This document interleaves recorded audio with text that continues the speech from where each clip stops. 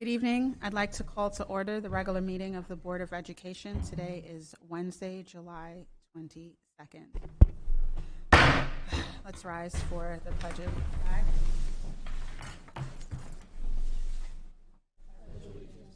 The flag.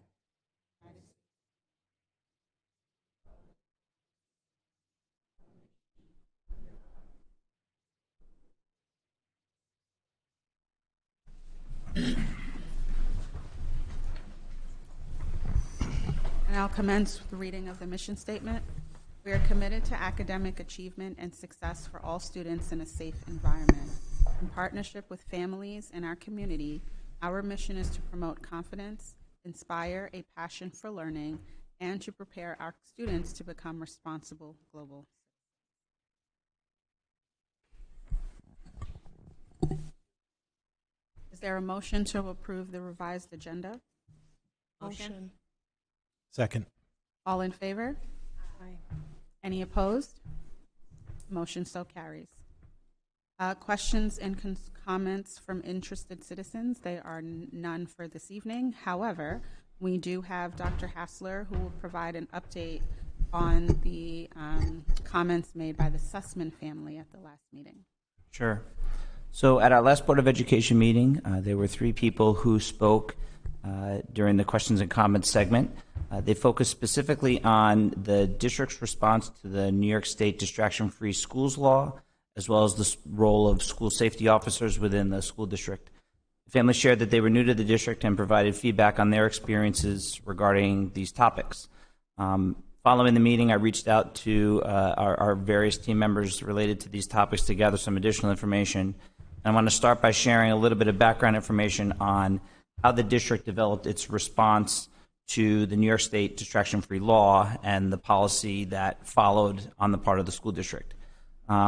So starting in January of 2025, the school district convened a committee called the Distraction-Free Learning Committee in preparation of the law being passed in May of 2025 for the 25-26 school year. The committee consisted of cabinet members, administrators, teachers, coaches, counselors, and other support staff, Board of Education members, parents, and students. The committee reviewed the proposed law. At that time, it had not been officially voted to become a law. It was still in development phase.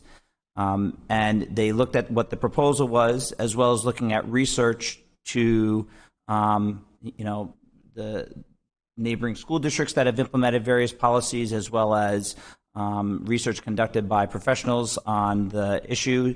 And the committee determined what the district's position was going to be. And they made a recommendation to the Board of Education. There was a presentation to the board on July 23rd, 2025, which outlined what the law was at that time. It had been, again, voted on in May of 2025, and what the district's response would be, including the updates to the student and personal electronic device policy, which is the policy that really outlines the district's position on yonder pouches. And anybody who's interested, you can go back into Board Docs and see a copy of the video as well as the presentation. One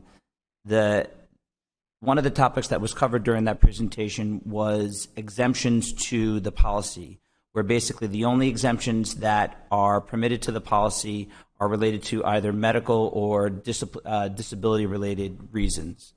The district then gathered anecdotal and survey data from students, staff, and parents throughout the school year regarding our response to the Distracted-Free Learning Initiative to assist us in continuing to hone our procedures and the ways that we're implementing the law.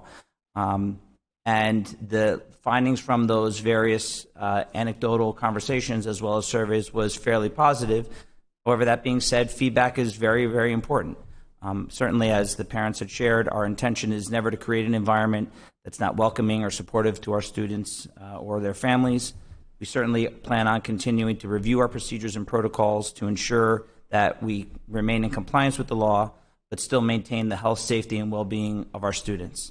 I should note that the distraction-free law remains in effect for the 26-27 school year, as does the student and personal electronic device, the Yonder Pouch policy that is in place. However, in addition to the distraction-free learning comments, there were also some comments about our school safety personnel and professional development. School safety personnel and staff receive annual professional development from our school safety department. That includes both state-mandated trainings as well as various supplemental trainings to address any emergent safety practices that are beneficial potentially to the school district, as well as any specific district and school needs. For example, we do various trainings around first aid and CPR and de-escalation training. The ongoing professional development ensures that our staff remains prepared to keep a very safe and secure environment for our students. And certainly the professional development has been very well received by the staff, and that's certainly an initiative that is going to continue into the school year. So we agree with the family that PD is important, and we plan on continuing that. Thank you. Yep. Any questions? Motion to approve the minutes of the July 7th, 2026 meeting. Motion. Second. All in favor? Aye. Aye. Any opposed? Motion so carries. Motion to approve the establishment of the Board of Education committees for the 2026-2027 school year. Motion. Is there a second? Second. All in favor? Aye. Any opposed? Motion so carries. Motion to approve personnel items 8.1 to 8.15. Motion. Second. All in favor? Aye. Any opposed? Motion so carries. Motion to approve business and financial items 9.1 to 9.4. Motion. Second. All in favor? Aye. Any opposed? Motion so carries. Motion to approve the committees on special education and preschool special items 10.1 to 10.5. Motion. All in favor? Aye. Any opposed? Motion so carries. Reports by board and central office. We will start with you this evening, Mr. Cahill. Thank you. So I just wanted to briefly address a recent news story on News 12 entitled, quote, $170 million in unused UPK funding returned to state. Senator says Monroe-Woodbury sent back the most, end quote. So in my opinion, the story might give people the wrong impression. So I prepared a brief overview of the program. I hope sort of reframes the discussion, I think, in a more accurate light. And so forgive me, I'm going to read some of this. It's sort of long. The UPK funding formula calculates a district's maximum allocation by multiplying the total number of eligible 4-year-olds in the district, in our case it's 848 children, by a fixed per pupil dollar amount, which is $6,455. So that's the maximum allocation which is referred to. While this establishes the maximum funding that could be available, it assumes that every eligible family chooses to enroll their child in the district's UPK program. Not the case. In reality, many families elect not to participate in UPK, particularly those whose children attend or will attend private schools. A more meaningful way to evaluate the UPK funding is to consider the number of families who wish to participate but cannot due to limited program capacity. So in Monroe-Woodbury's case, 112 children were enrolled last year in the UPK program, with an additional 56 children on the waiting list. So a total of 168 children or families that wish to participate, not the 848 insinuated by the story. So this waiting list really represents the actual unmet demand for the program.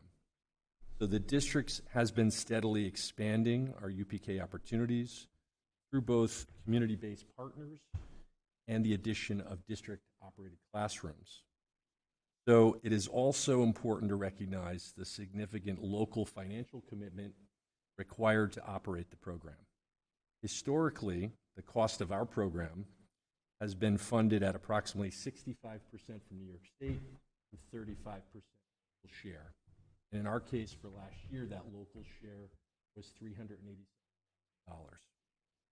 So it's not fully funded by the state.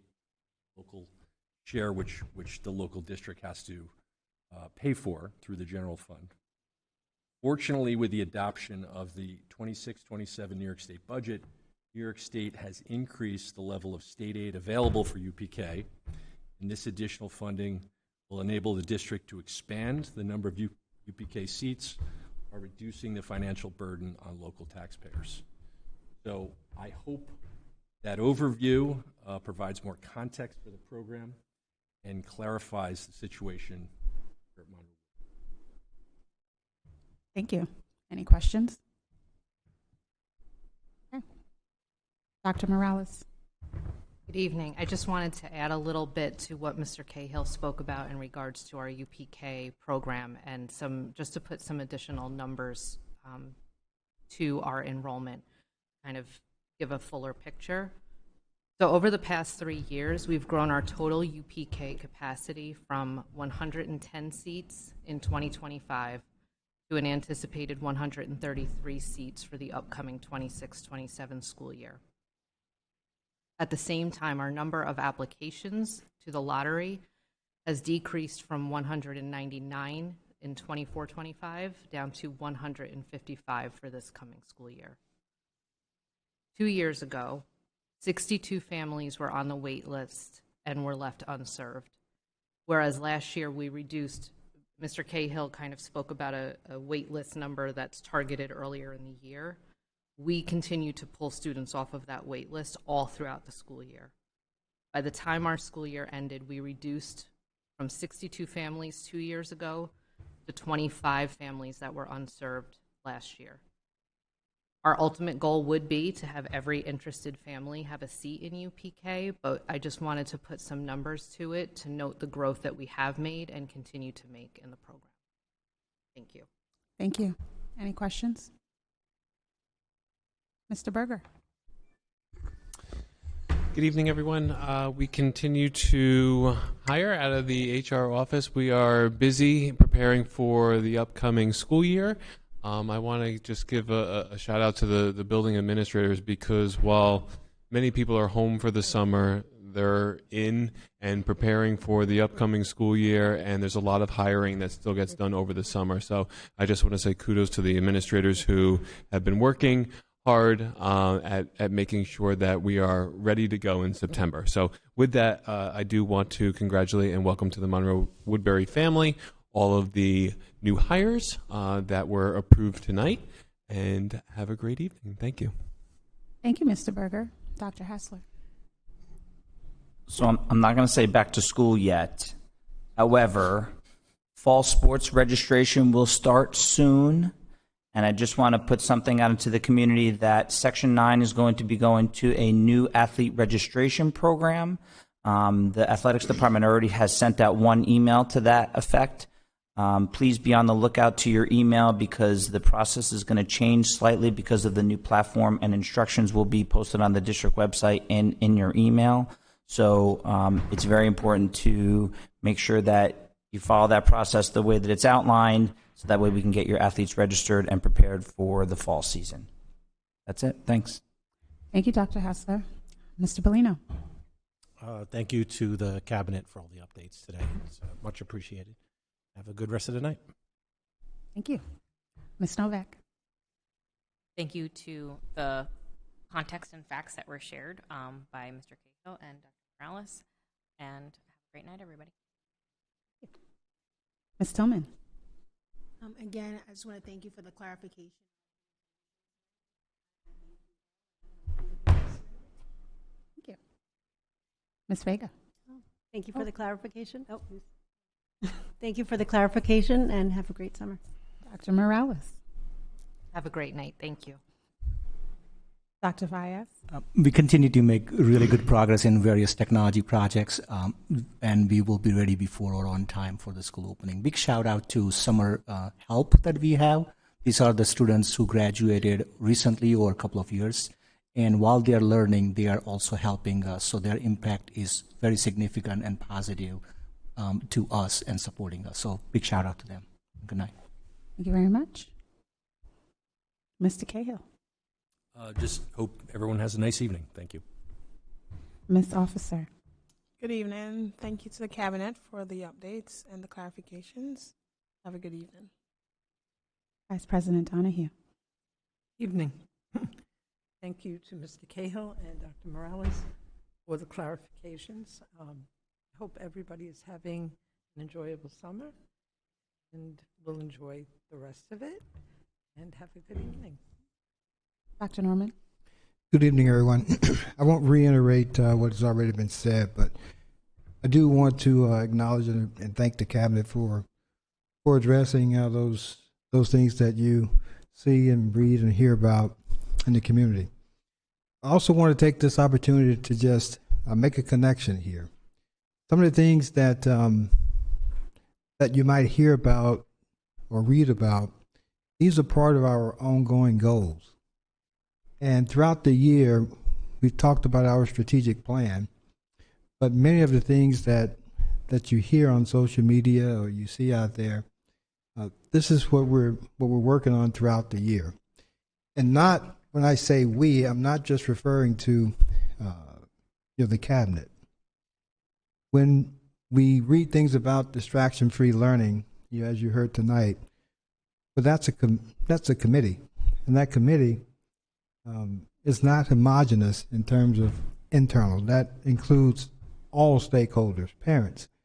And some of the things that come out of this important work are the things that you read about or hear about.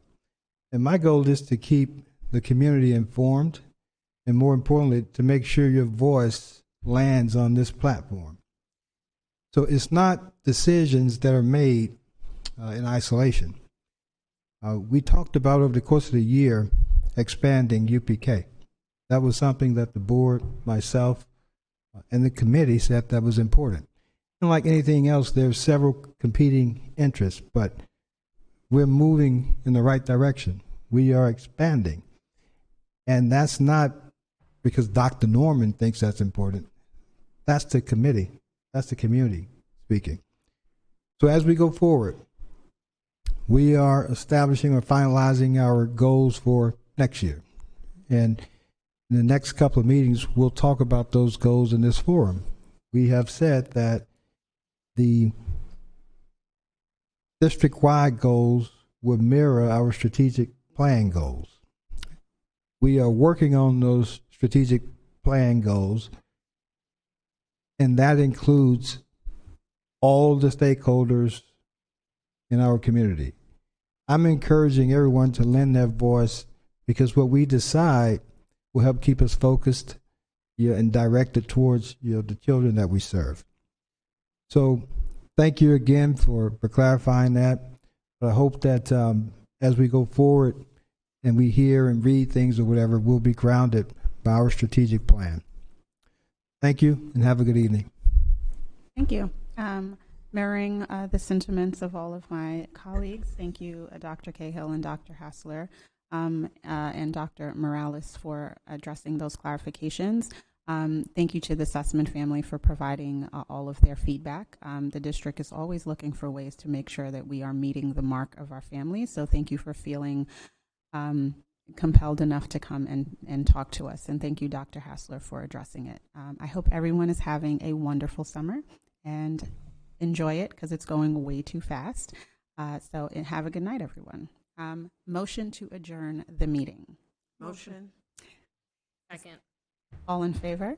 Aye. Any opposed? Motion so carries. The meeting is now adjourned. Good evening, everyone.